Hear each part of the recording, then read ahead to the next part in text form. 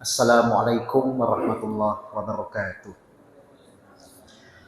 Alhamdulillahi ala ihsanih wa syukrullahu ala taufiqihi wa amtinanih. Asyhadu an la ilaha illallah wahdahu la syarika lahu ta'ziman li sya'nih.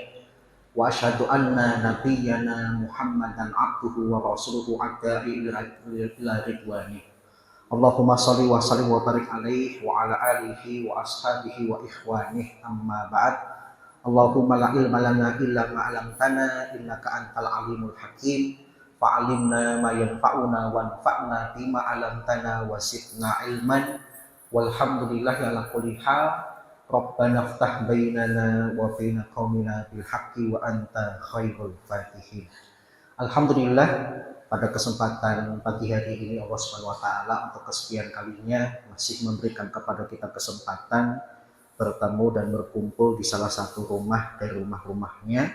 Moga-moga apa yang kita lakukan pada pagi hari ini, esok dan seterusnya senantiasa mendatangkan rahmah, barokah dan maghfirah dari Allah Subhanahu wa taala. Pada kesempatan pagi hari ini, mohon maaf saya tidak membuat slide, dan pagi hari ini kita akan membahas tentang sejarah singkat Nabi Musa alaihissalam yang Allah ceritakan dalam surah Al-Qasas. Kenapa kita perlu membahas kisah para nabi? Karena memang di antara metode Allah dalam mendidik manusia adalah dengan mempelajari dan mengikuti langkah-langkah yang dilakukan oleh para nabi tatkala Allah Subhanahu wa taala memberikan kepada mereka berbagai macam rintangan, berbagai macam cobaan. Dan sebaik-baik petunjuk adalah mengikuti petunjuk para nabi. Ulaikal ladzina hadallah fa bihudahum muqtadih. Mereka itulah orang-orang yang Allah berikan kepada mereka petunjuk, maka ikutilah petunjuk mereka. Yang pertama, ketika berbicara tentang Nabi Musa, nama Nabi Musa itu disebutkan oleh Allah dalam Al-Quran 136 kali. Beliau konon lahir di Mesir dari seorang ayah yang bernama Imron, dari seorang ibu yang bernama Yukabat. Beliau ini dikisahkan juga memiliki dua saudara. Yang pertama kakaknya perempuan, namanya Miriam, bukan Maryam tapi Miriam. Dan saudara laki-laki yang kemudian nanti juga diangkat menjadi utusan Allah, yaitu Harun. Kemudian beliau juga nanti akan menjadi menantu seorang laki-laki yang sebagian ulama menganggap beliau ini adalah menantunya Nabi Syuaib, tapi dulu pernah kita bahas itu sudah dibantah oleh para ulama sejarah. Sebagian ulama menganggap Nabi Musa itu adalah menantunya Nabi Syuaib gara-gara kisah Nabi Syuaib disandarkan kepada daerah Madian, dan Nabi Musa nanti juga sempat ke Madian. Karena sama-sama ada daerah namanya Madian, maka sebagian ulama diantaranya adalah Buya Hamka dalam tafsir Al-Azharnya menduga konon Nabi Syuaib itu adalah mertuanya Nabi Musa. Tapi sudah dibantah oleh para ulama. Yang pertama karena jarak Syuaib dengan Musa terlalu jauh. Dan yang kedua ada informasi ya, tapi sayangnya dari Bible. Konon laki-laki yang ditemui oleh Nabi Musa di Madian yang kemudian menjadi mertuanya itu namanya adalah Yitro, bukan Syuaib. Gitu ya. Baik. Kemudian Nabi Musa alaihissalam ini adalah sosok Nabi yang kisahnya terpanjang di dalam Al-Quran. Melebihi kisah Nabi Muhammad dan kisah Nabi Isa serta nabi-nabi yang lain. Kenapa? Ada beberapa hikmah. Hikmah yang pertama adalah sebagai bekal Nabi untuk bisa mendakwai orang-orang Yahudi Madinah. Jadi tatkala Nabi itu hijrah ke Madinah, di antara orang-orang yang sudah lebih dulu tinggal di Madinah itu adalah komunitas Yahudi. Ada Bani Nadir, Bani Qainuqa, Bani Quraisyah. Yang Nabi mendakwai mereka, yang terkadang Nabi itu berkisah tentang kisah Nabi Musa yang lebih detail daripada pengetahuan orang-orang Yahudi di dalam kitab mereka. Menunjukkan Nabi Muhammad SAW adalah benar-benar seorang Nabi dan Rasul. Kemudian yang kedua, hikmahnya kenapa kisah tentang Nabi Musa itu kisah yang paling panjang. Karena Nabi Musa itu nabi yang disepakati oleh 3 agama, yaitu Yahudi, Nasrani, dan Islam. Nabi Isa itu hanya diakui oleh 2 agama, Nasrani dan Islam. Sedangkan Yahudi, mereka sebagian tidak mengakui Isa itu sebagai nabi, hanya diakui sebagai anak dari hasil perzinaan antara Maryam alaihissalam dengan Yusuf si tukang kayu, Yusuf an-Najjar. Maka kisah Nabi Musa lebih banyak dibandingkan kisah Nabi Isa. Bahkan kisah Nabi Musa ini ketika semakin banyak diceritakan di dalam Al-Quran, akan semakin memberikan gambaran kepada kita tentang sifat dan watak orang-orang Yahudi. Di antaranya kita kemudian bisa mengetahui ternyata pelaku riba pertama itu adalah orang Yahudi. Jadi kalau kita ingin tahu sejarah riba, siapakah yang pertama kali melakukan adalah orang Yahudi. Tetapi riba di zaman itu unik. Yahudi itu hanya melakukan riba kepada selain Yahudi. Tetapi kalau kemudian sesama Yahudi, mereka tidak pakai riba. Mereka sifatnya menolong, pinjam 100 juta ya kembali 100 juta. Tapi kalau kepada selain Yahudi nanti ada riba. Dari kisah Nabi Musa itu kita akan mengetahui ternyata di antara perilaku buruk Bani Israel atau Yahudi itu adalah wayaqtulunal anbiya'a bighairi haqq. Mereka membunuh para nabi tanpa alasan yang dibenarkan. Ini menjawab pertanyaan, kenapa sih orang-orang Israel begitu kejam kepada orang-orang Palestina? Jawabannya jelas, jangankan Palestina yang orang biasa, para nabi saja mereka bunuh tatkala tidak sesuai dengan keinginan mereka, tatkala tidak sesuai dengan kemauan dan hawa nafsu mereka. Kemudian yang ketiga, dengan banyaknya kisah Bani Israel atau Yahudi, maka kita bisa mengambil pelajaran untuk menghindari kejahatan-kejahatan mereka. Sebagaimana terisyarat dari sabda-sabda Nabi terkait dengan perilaku Yahudi, bahwasanya Rasulullah SAW mengatakan la taqum sa'ah hatta tuqatilul yahud. Tidak akan terjadi hari kiamat kecuali kalian nanti akan berperang melawan orang-orang Yahudi. Sampai nanti ada sebuah peristiwa yang sudah di luar nalar, yaitu batu yang bisa berbicara tatkala dia dijadikan tempat sembunyi orang Yahudi. Maka batu di zaman itu nanti akan berbicara, ya muslim ya atamullah hadal yahudi waro'i faqtuluh. Wahai muslim, wahai hambanya Allah, ada orang Yahudi sembunyi di belakangku, bunuh dia. Ilal gharqat fa innaha syajaratul yahud. Tempat yang paling bisa digunakan untuk tempat sembunyi orang-orang Yahudi adalah cuma satu, yaitu pohon gharqat. Bapak Ibu nanti bisa browsing di internet pohon gharqat. Seiring orang Israel menggusur tanah saudara kita di Palestina, mereka seiring juga menanami jutaan pohon gharqat. Seakan-akan ada isyarat mereka ternyata juga mengimani hadis Nabi, karena yang bisa melindungi mereka cuma pohon gharqat, sedangkan benda-benda yang lain nanti akan memusuhi, bahkan memberitahu di manakah mereka sedang bersembunyi. Kemudian bicara tentang masalah Dajjal. Dajjal nanti ketika muncul yang menjadi pengikut siapa? Yahudi, Nasrani apa Islam? Yahudi. Maka dari sini terlihat jelas bahwasanya sejahat-jahatnya manusia itu adalah orang-orang Yahudi. Maka inilah beberapa hikmah kenapa Allah SWT menceritakan kisah Bani Israel, Yahudi, dan Nabi Musa alaihissalam lebih banyak dibandingkan yang lain karena banyak hikmah yang bisa kita petik. Tapi yang pertama, Bapak Ibu yang bawa Al-Quran silahkan dibuka Al-Qurannya, surah Al-Qasas, surat ke-28. Surat Al-Qasas itu surat yang bisa kita temukan di Al-Quran di posisi ke-28 dari 114 surat yang terdapat di dalam Al-Quran. Rinciannya terdiri atas 88 ayat, 1441 kata, 5791 huruf. Yang sebagian ulama berpendapat konon surat Al-Qasas itu adalah wahyu ke-48 yang diturunkan Allah kepada Nabi Muhammad SAW. Yang surat ini diawali dengan kalimat Tosimim. Kata para ulama, ini yang disebut dengan al-huruf al-muqatta'ah, huruf-huruf yang terpisah.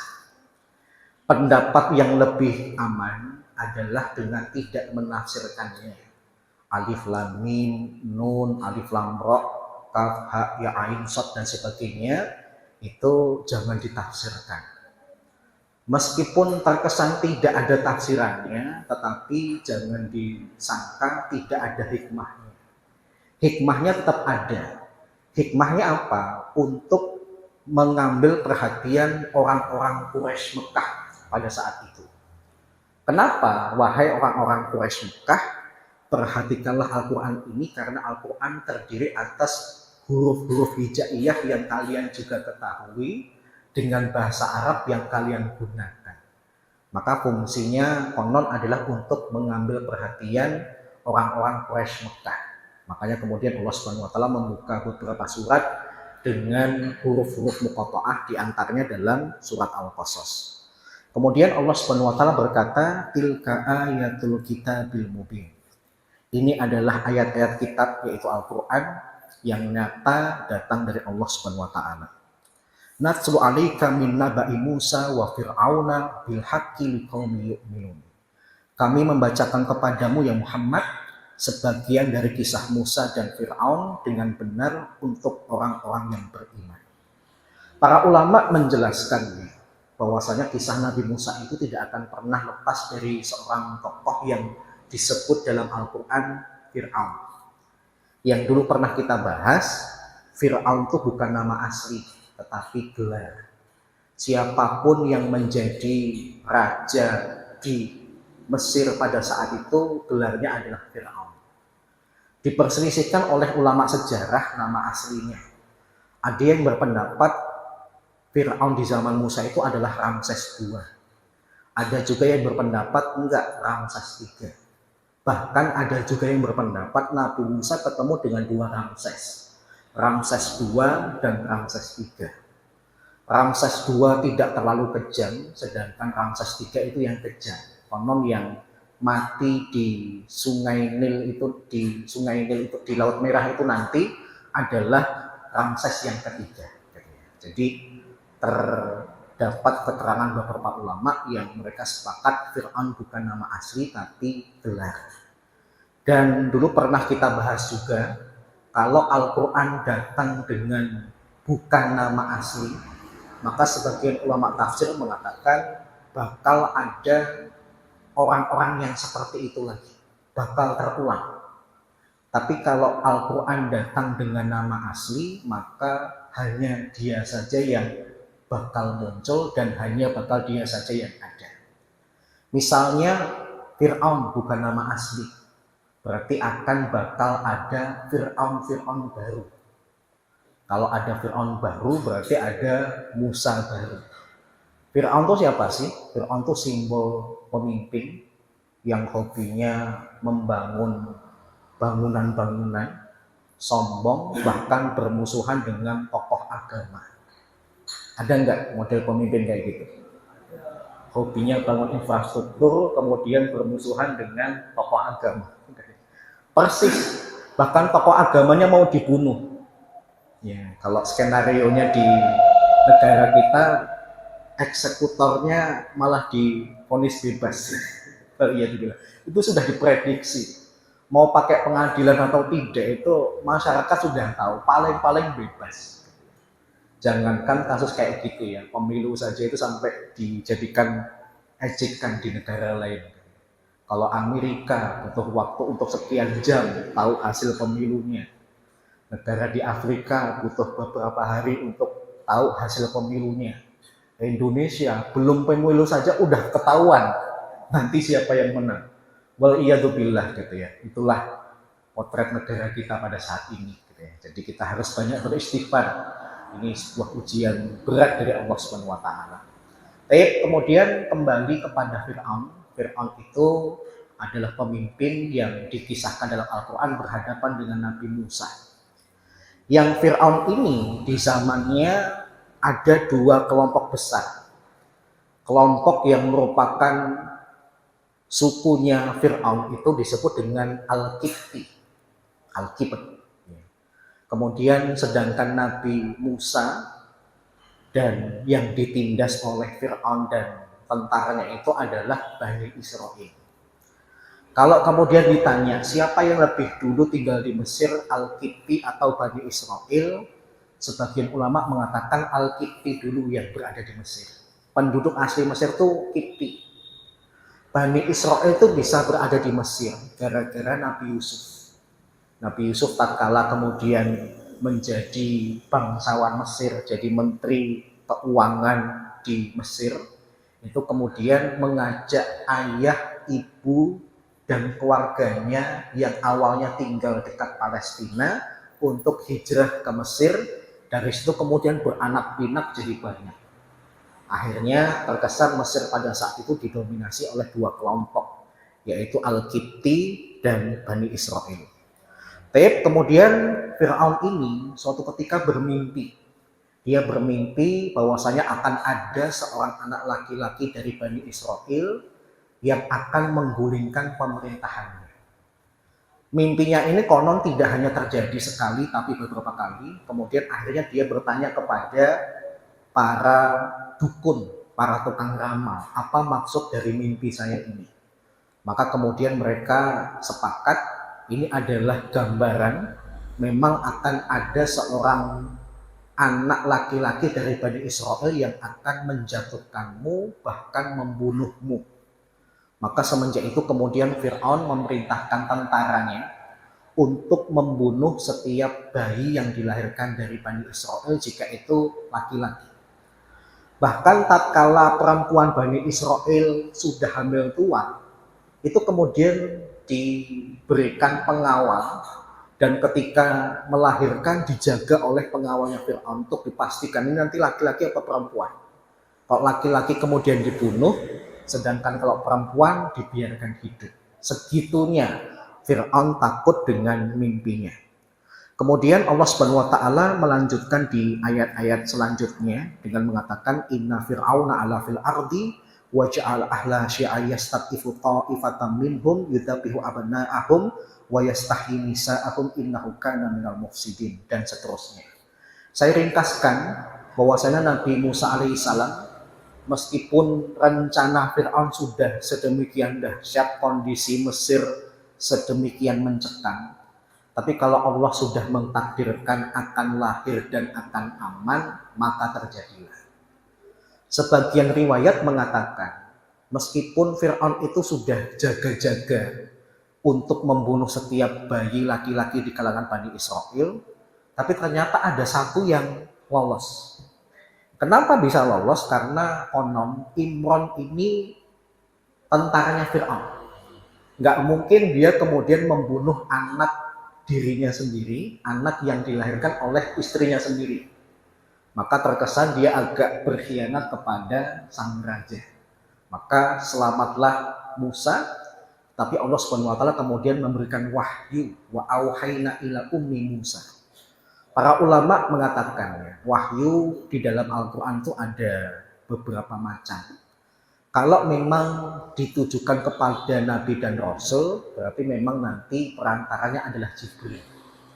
Tapi kalau kemudian langsung, maka itu bukan tanda dia adalah sebagai nabi dan rasul, tetapi sebagai isyarat dan informasi dari Allah apa yang harus dia lakukan. Seperti ketika Allah Subhanahu wa taala mewahyukan kepada Maryam untuk menjauh dari tempat tinggalnya supaya tidak ada omongan jelek tatkala dia hamil dan melahirkan, itu juga pakai kata wahyu.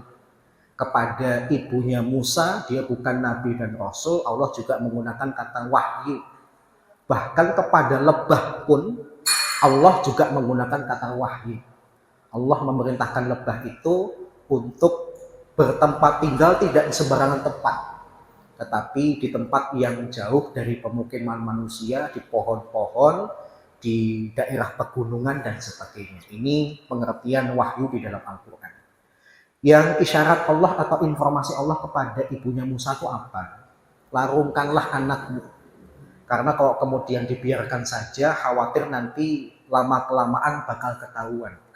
Karena yang namanya bayi kan pasti mengeluarkan suara, mengeluarkan tangis, yang itu bisa membahayakan bayi.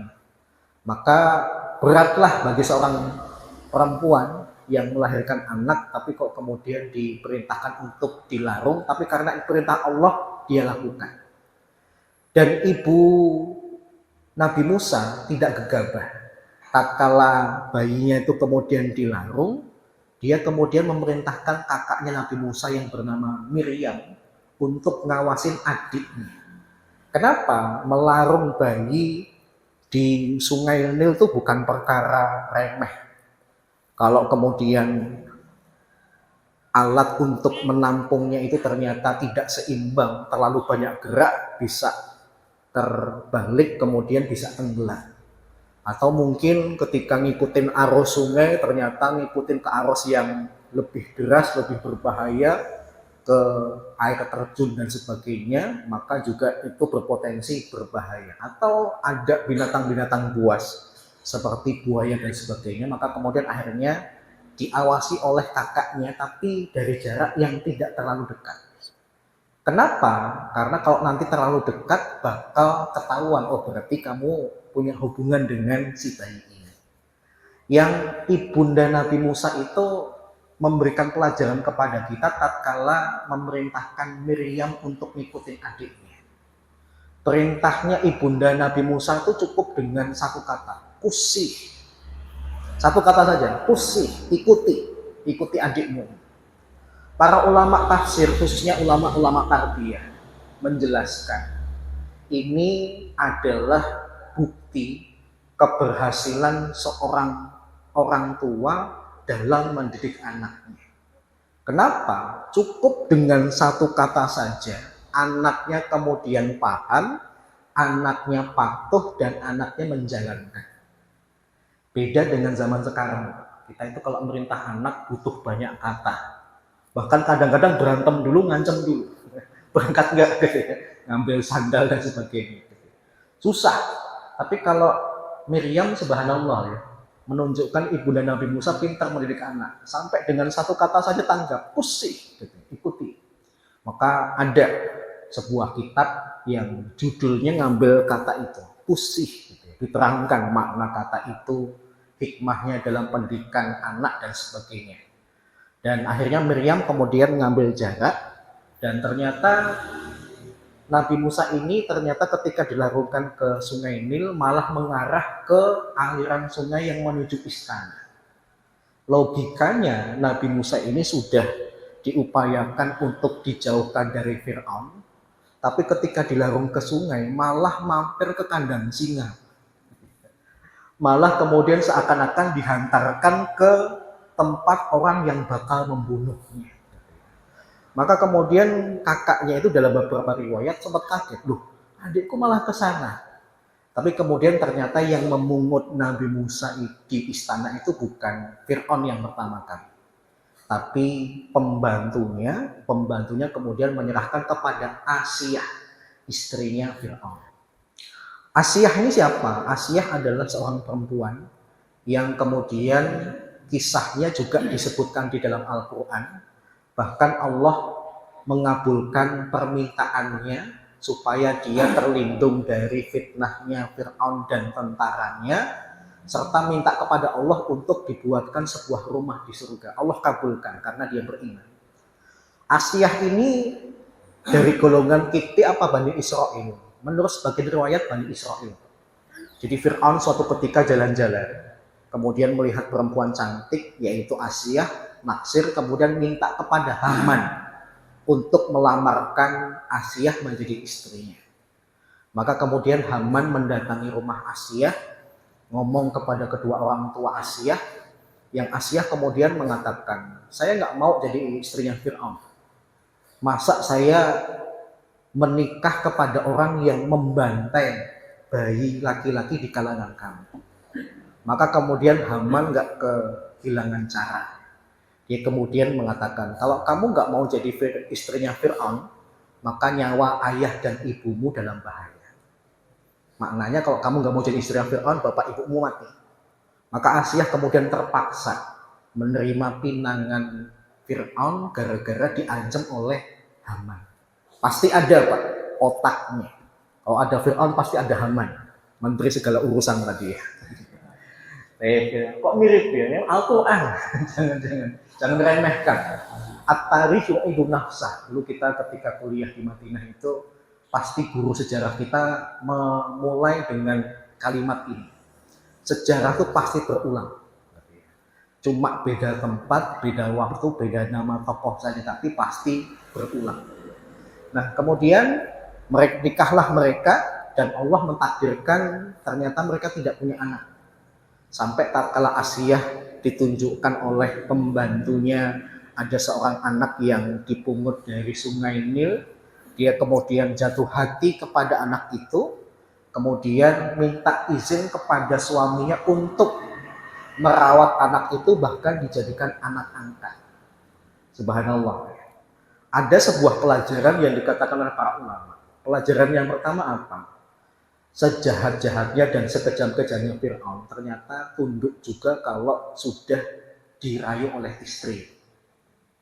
Paham ya? Maka bapak yang tidak sekejam dan sejahat Fir'aun kalau dirayu oleh istri kok nurut, itu sudah wajar. Fir'aun aja nurut Pak. Apalagi bapak yang bukan Fir'aun. Paham ya? Saya pun kadang-kadang kalau dirayu istri awalnya gak mau Pak. Tapi kalau dirayu istri kemudian luluh juga. Selama tidak bertentangan dengan syariat ya sudah. Saya itu sebelum menikah jarang makan di restoran dan sebagainya. Kenapa? Ya karena teringat dengan nasihat para ulama dulu ya. Makan tuh intinya sederhana. Jangan memberatkan diri untuk masalah makan. Kenapa? Malu. Saudara kita masih banyak yang belum makan, kok kemudian kita malah berenak-enakan dengan makan yang tempatnya jauh, harganya mahal dan sebagainya. Dan bahkan ketika punya istri, kemudian istri ngajak makan di sana yuk. Saya kemudian nggak tahu Pak daerah itu. Sering lewat tapi belum pernah makan, nggak pernah masuk dan sebagainya.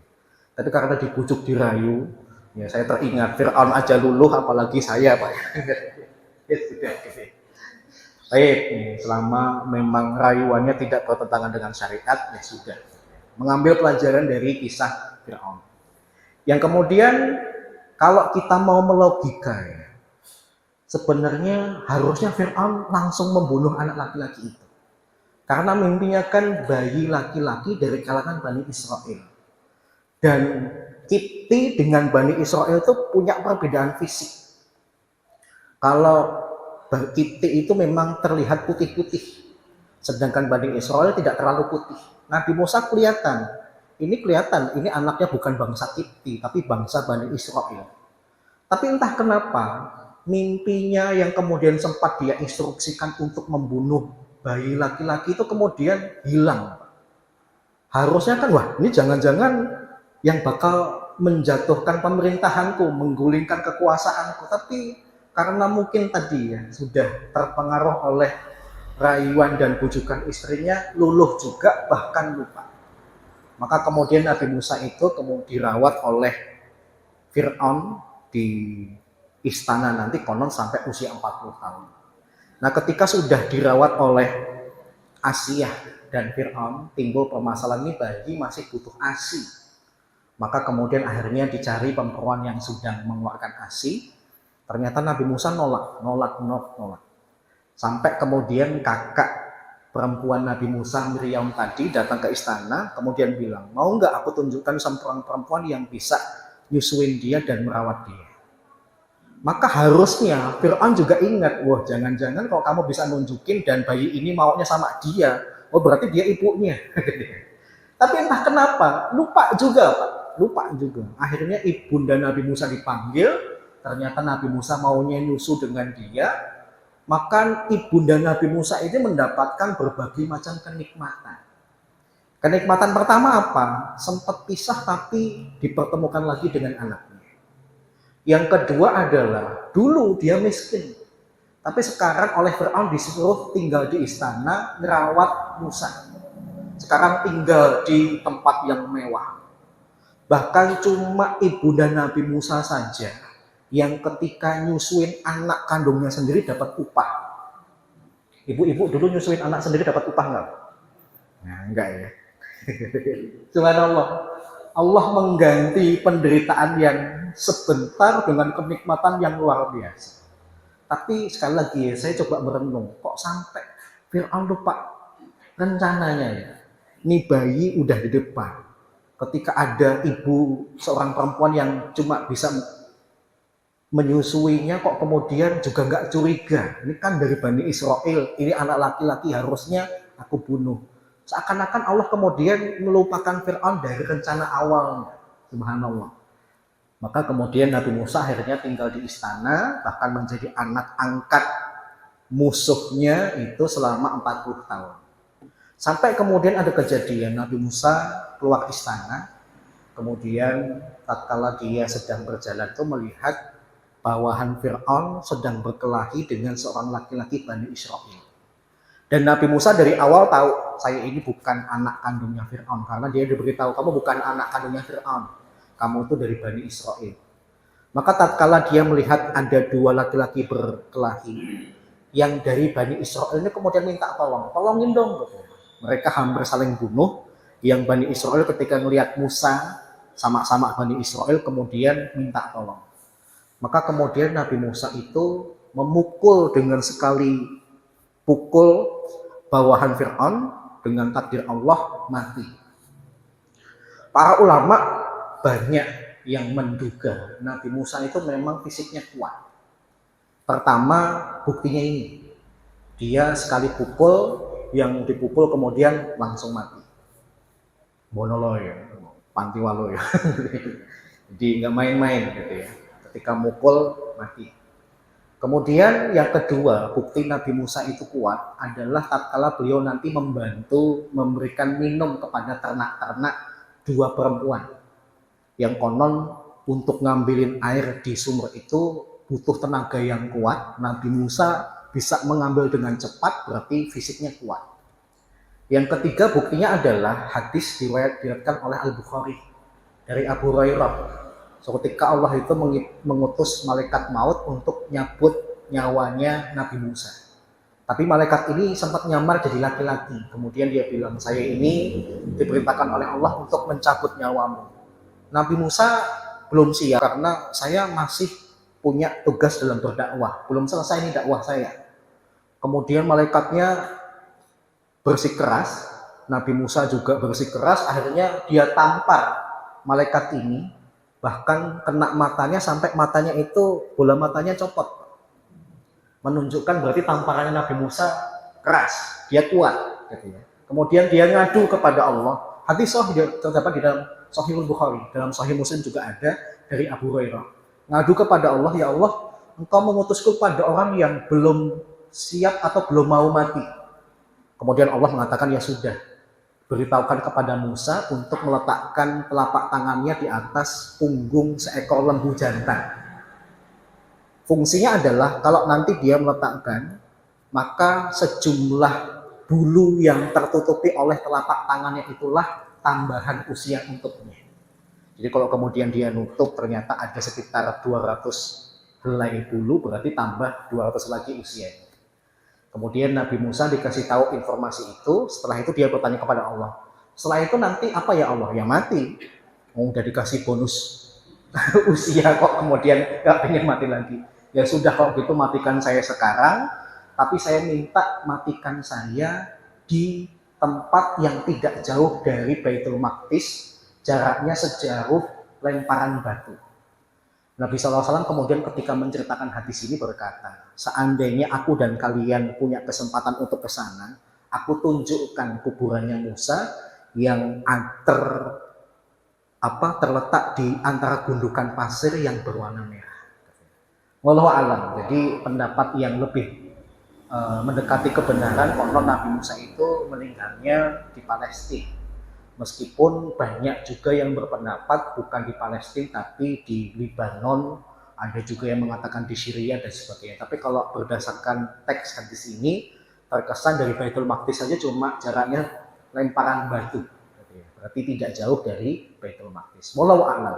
Ini yang ketiga, menunjukkan fisiknya Nabi Musa itu kuat. Yang keempat, bukti kalau Nabi Musa itu kuat, tatkala kisah beliau menemui Khadir. Kalau orang Arab, saya baca kitab-kitabnya, untuk menjaga-jaga jangan sampai salah ucap, itu nyebutnya Khadir ya. Khoknya itu kadang-kadang sampai dikasih harokat fathah. Tapi entah kenapa kemudian ketika sampai di Indonesia jadi Khidir gitu ya. Tapi kalau dalam literatur bahasa Arab yang pernah saya baca itu semuanya pakai Khadir. Ketika akan menemui Khadir itu kan Nabi Musa mengajak seorang pembantunya, Yusha bin Nun, yang nanti bakal juga menjadi nabi. Nah, kalau mereka melakukan perjalanan, itu Nabi Musa saking kuatnya baru makan setelah Allah tuh buat dia lapar. Jadi Nabi Musa nggak kayak kita, kalau bepergian sarapan dulu, kemudian wah capek ini istirahat makan dulu gitu, enggak. Nabi Musa itu selama belum ketemu dengan targetnya, yaitu gurunya, nggak makan kecuali saat itu. Jadi ceritanya sebenarnya bakal ketemu di batu besar. Tapi karena lupa kalau ikan yang dibawa itu sudah lompat, sudah keluar, Nabi Musa kemudian melanjutkan perjalanan, Allah ngasih isyarat dengan lapar. Nah ketika kemudian ngomong, aku lapar nih, berikan makanan kita. Kemudian Yusha bin Nun baru cerita, maaf guru saya lupa cerita kalau ikannya lepas semalam. Maka kemudian Nabi Musa mengatakan, oh kalau gitu kita kembali ke tempat batu itu karena itulah tempat kita akan bertemu dengan guruku yang bernama Khadir. Nah ini menunjukkan Nabi Musa kuat Pak. Baru makan tatkala Allah buat lapar. Kalau kemudian tidak Allah buat lapar mungkin dia tetap melanjutkan perjalanan. Berarti fisiknya kuat. Baik, jadi kembali lagi. Dia pukul, kemudian akhirnya mati. Sempat dia kemudian akhirnya merasa bersalah.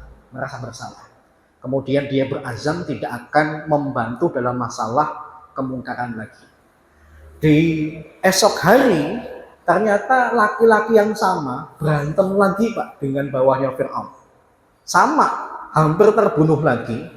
Kemudian dia nengok Nabi Musa, minta tolong lagi. Wah kurang ajar nih Pak. Udah ditolong sekali, sampai kemudian terbunuh lawannya, di hari yang kedua bikin masalah lagi, dia hampir terbunuh lagi, minta tolong lagi.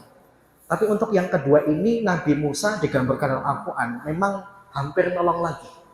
Tapi kemudian Allah menjadikan Nabi Musa nggak jadi. Tidak disebutkan akhir dari perkelahian itu gimana.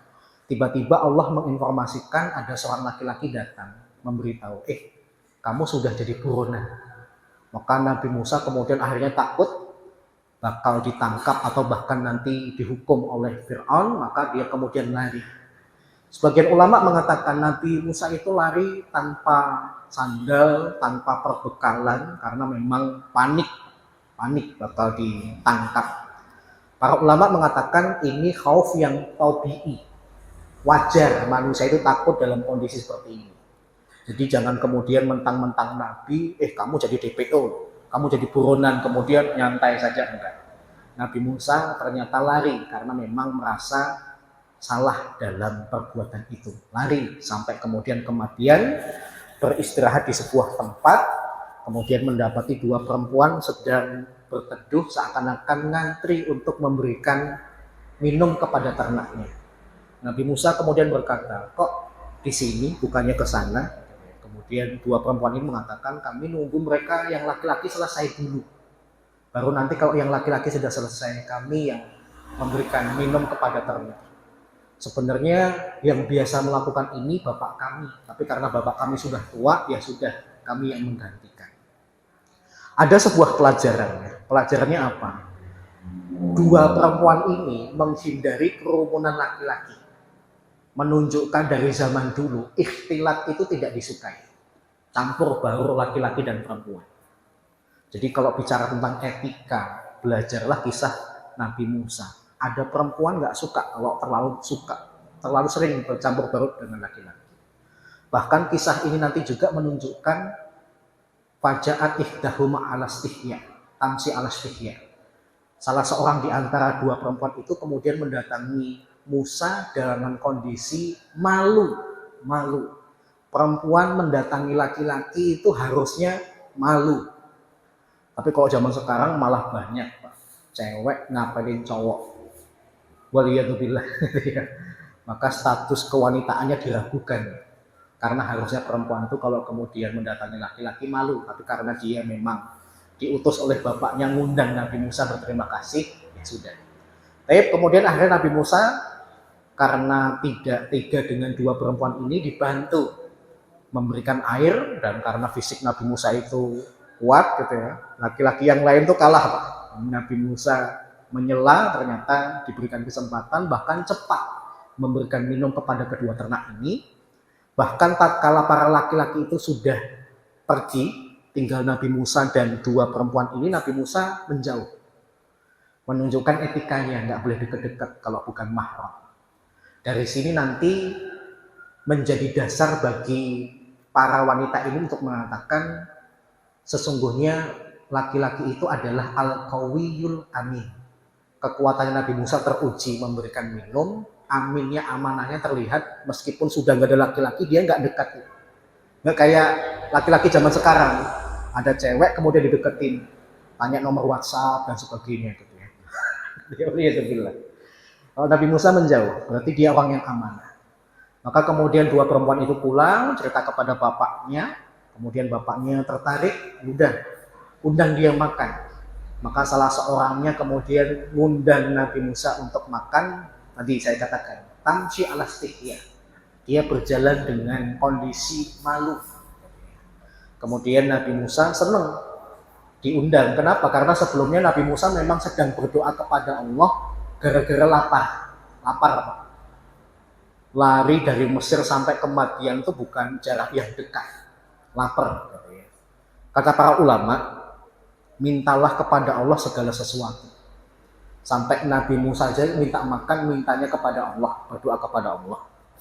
Bahkan Nabi SAW bersabda, meskipun hadis ini diperselisihkan oleh para ulama derajatnya. Idza sa'ala hadukumullah, apabila salah seorang di antara kalian minta kepada Allah, fas'aluhu, maka mintalah kula syai', segala sesuatu, hatta syiraqa na'lih, meskipun sampai minta dalam perkara tali sandalnya. Ya Allah, tali sandal saya copot, ya Allah tolong diberikan sandal yang baru, atau ada tali yang baru untuk bisa saya perbaiki. Remeh kan tali sandal itu. Ini menunjukkan segala sesuatu harus kita minta kepada Allah, karena memang Allah itu malah lebih suka kepada hamba yang sering meminta kepadanya. Diundang makan, kemudian Nabi Musa mengiyakan, kemudian Nabi Musa cerita kepada laki-laki yang kalau dalam versi Bible namanya Yitro. Cerita yang para ulama mengatakan ini dalil diperbolehkan curhat kepada seseorang, diperbolehkan cerita kisah pribadi kepada orang lain selama tidak untuk hal yang negatif. Maka kemudian akhirnya tertarik dengan Nabi Musa, dibuat perjanjian. Saya ingin nikahin seorang putri saya dengan kamu, tapi bayarannya kamu jadi penggembala saya selama 8 tahun. Tapi kalau mau lebih, ya terserah kamu. Maka kemudian Nabi Musa, deal, ya saya terima. Para ulama mengambil kesimpulan, inilah agungnya pernikahan. Sampai-sampai mahar dengan menjadi penggembala 8-10 tahun itu disanggupi Nabi Musa. Paham ya? Jadi penggembalanya bukan sehari 2 hari, 8-10 tahun. Menunjukkan betapa sakralnya pernikahan dan betapa pentingnya mahar dalam pernikahan. Maka kemudian menikahlah mereka, sampai kemudian Nabi Musa itu rindu ingin kembali ke Mesir. Dan tatkala di dalam perjalanan itu Allah Subhanahu wa taala ketika mereka mendekati Bukit Tur, Allah kemudian memberikan isyarat berupa api. Nabi Musa kemudian bilang kepada warganya, berhenti di sini, Itu kayaknya ada api, moga-moga aku bisa ambil untuk menghangatkan tubuh kita. Di sini aja kalian, aku yang ke sana. Ternyata disitulah Allah Subhanahu wa taala kemudian memperkenalkan diri kepada Nabi Musa, plus kemudian mengangkat Nabi Musa menjadi nabi dan rasul. Para ulama mengatakan bukan cuma itu. Hikmahnya adalah Allah ketika mendatangi Nabi Musa memberikan isyarat dengan api, itu juga dalam rangka melatih Nabi Musa dengan mukjizat. Kenapa? Karena Nabi Musa nanti ketika berhadapan dengan Fir'aun akan dihadapkan dengan para penyihirnya. Maka Nabi Musa dilatih dulu dengan hal-hal yang di luar nalar. Di antaranya adalah ada api tapi tidak ada bahan bakarnya, tidak ada kayunya dan sebagainya. Maka Nabi Musa dilatih untuk melihat hal-hal yang di luar nalar. Di antaranya hal seperti itu. Kemudian konon di bukit ini juga Nabi Musa kemudian diberikan tongkat yang nanti akan dijadikan sebagai penanding sihirnya para penyihir Fir'aun. Dan dulu pernah kita bahas, Ibnu Katsir dalam kitab Al-Bidayah wa Nihayah itu mengatakan mukjizat para nabi itu biasanya disesuaikan dengan tren pada saat itu. Tren di zaman Nabi Musa itu apa? Sihir. Maka Nabi Musa kemudian mukjizatnya adalah tongkatnya berubah jadi ular beneran tapi bukan sihir. Sampai para penyihir tahu, ini bukan sihir nih. Maka kemudian mereka sujud beriman kepada Nabi Musa. Nabi Isa mukjizatnya apa? Mukjizatnya pengobatan. Kenapa? Karena yang lagi ngetren di Bani Israel pada saat itu adalah pengobatan. Maka beliau kemudian bisa mengobati orang yang buta, orang yang sopak, kemudian menghidupkan orang mati, kemudian mengetahui makanan yang sedang dimakan seseorang atau makanan yang sedang disimpan di rumahnya. Itu kata para ulama sesuai dengan tren pada saat itu. Maka Allah Subhanahu wa taala kemudian pada saat itu di Bukit Tur mengangkat Nabi Musa alaihissalam menjadi nabi dan rasul sekaligus mengenalkan dirinya dan menunjukkan beberapa hal yang di luar nalar karena melatih Nabi Musa untuk melihat hal-hal yang apakah itu mukjizat atau sihir dan sebagainya. Baik, sampai sini dulu ya, karena kisah Nabi Musa itu panjang, bahkan bukan cuma surat Al-Qasas ya, di surat lain juga diceritakan. Sampai di sini dulu, kurang lebih mohon maaf. Mungkin kalau ada 1-2 pertanyaan, saya persilahkan.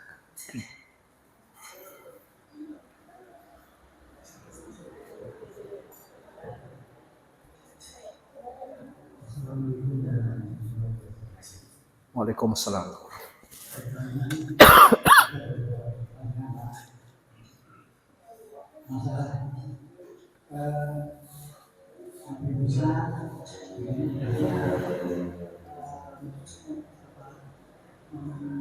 Punya istri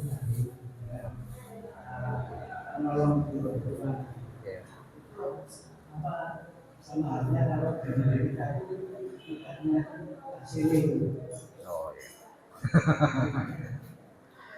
Dan yang kedua, sebutan di Indonesia itu ada kiai, ada buya. Kalau di sebutan di anak sana itu apa? Ada sebutan seperti itu. Yang ketiga, saya itu disebutkan dalam sejarahnya itu sejarah. Saya itu kenapa bisa ya? Terima kasih. Waalaikumsalam warahmatullahi wabarakatuh. Yang pertama kaitannya dengan Nabi Musa, nikahnya kok gampang banget. Apakah itu nikah siri? Kalau di zaman Nabi Musa nggak ada nikah resmi, Pak. Belum ada lembaga khusus untuk mencatat pernikahan. Kenapa? Zaman dulu, Pak. Nabi Musa itu konon dalam fakta sejarah ada yang mengatakan lahir pada tahun 1527 sebelum Masehi, wafat pada tahun 1407 sebelum Masehi. Usianya 120 tahun. Itu aja sebelum Masehi, Pak. Berarti kan kita jangan berharap ada KUA dan sebagainya di zaman itu. Jadi istilahnya bukan siri dan siri, istilahnya nikah atau tidak di zaman itu. Itu yang pertama. Yang kedua tentang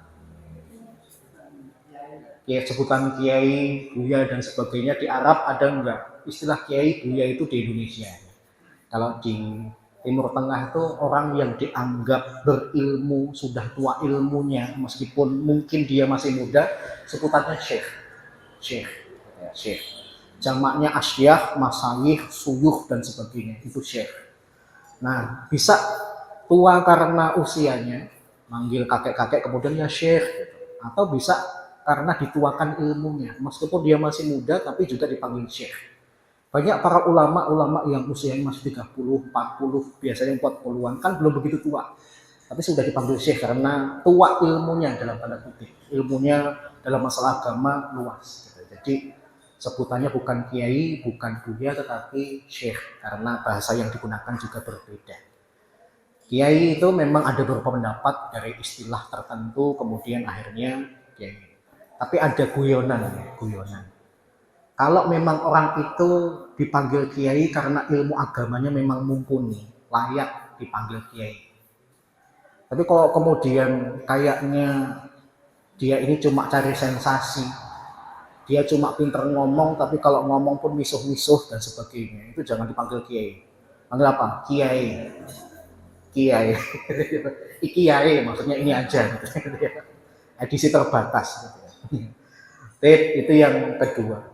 Kemudian Kiai sepuh apa? Kiai sepuh. Kiai sepuh. Ya. Apa itu, Pak? Di sini dulu ada takbir akbar. Yang isinya adalah dari Kiai sepuh. Oh, ya karena memang udah sepuh beneran, Pak. Kalau di pondok pesantren ada definisi tersendiri. Meskipun dia pemimpin pondok pesantren, sudah sepuh dan sebagainya. Tapi kalau istrinya cuma satu, sebutannya ustaz. Tapi kalau kemudian dia istrinya dua, kiai. Ya kan? Lalu kan di kalangan pesantren itu populer, Pak. Kenapa kok dipanggil kiai? Karena minimal istrinya dua. Tapi kalau kemudian sepinter apapun dia, kalau istrinya cuma satu, ustaz. Itu tradisi, Pak. Itu nggak ada konsekuensinya dalam agama. Wallahu a'lam.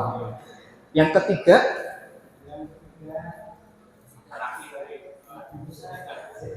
cedal. Riwayat dari Abdullah bin Abbas, tetapi ada yang mengatakan ini tidak marfu. Ibnu Abbas radhiyallahu anhu itu mengatakan Nabi Musa itu konon cedal karena konon tatkala dia waktu masih kecil digendong oleh Fir'aun, dia menarik jenggot Fir'aun sampai sakit, Pak. Fir'aun marah, ingin memukul bahkan membunuh Musa, tapi kemudian Asiyah mencegah, jangan, namanya bayi atau bocah kan biasa. Nah, kemudian Fir'aun menguji Musa, ini anak ini memang punya niat jahat kepada saya atau karena murni keluguan bocah. Kemudian Nabi Musa itu diuji dengan dua benda. Yang pertama jamroh, batu panas, yang kedua mirjan, perhiasan atau permata. Nah ternyata Nabi Musa itu lebih memilih batu panas, kemudian namanya anak kecil, Pak, mau dimakan. Nah ketika mau masukkan ke dalam mulut itu kena lidahnya, maka konon Nabi Musa itu konon cedal. Tetapi kecedalan Nabi Musa ini sebenarnya tidak sampai membuat beliau akhirnya tidak berbicara sama sekali. Bahkan ketika bicara tentang Fir'aun, meskipun dia minta berdoa kepada Allah, Nabi Harun itu dijadikan pendampingnya, jadi Nabi juga. Tapi ternyata ketika berdebat, berdialog dengan Fir'aun itu Nabi Musa, Pak, yang bukan Harun. Paham ya? Berarti sebagian ulama mengatakan bukan karena cedalnya, tapi Nabi Musa itu minta Harun dijadikan pendamping dan Nabi juga, karena memang etikanya seorang dai itu saling bekerja sama dengan dai yang lain. Pelajaran penting nih. Dai itu jangan saling menjatuhkan. Dai tidak maksum, ada kesalahan, iya. Tapi jangan gara-gara ada sosmed dan sebagainya kemudian dijatuhkan. Sehebat-hebatnya Ustadz Firanda, Ustadz Syafiq Reza Basalamah, Khalid Basalamah dan sebagainya, mereka manusia. Kalau ada salah, ya sudah, dimaklumi. Kalau kita cinta kepada mereka, tahu nomor mereka, dinasihati secara sembunyi-sembunyi, itu etikanya seorang dai. Tetap support. Kesalahan mereka tidak sebanding dengan jasa mereka dalam dakwah. Itu pelajarannya. Saya mengambil sih Nabi Musa bukan karena cedal, tapi karena memang etikanya dai itu saling menguatkan. Yang kedua, dakwah itu akan semakin ringan kalau ada pendampingnya. Paham ya? Nggak ada ceritanya Nabi itu sendirian, pasti ada pendampingnya. Entah sesama Nabi, entah dengan pengikutnya, entah dengan keluarganya, pasti ada pendamping. Karena tugas berat itu akan terasa lebih ringan kalau ada pendamping. Wallahu a'lam.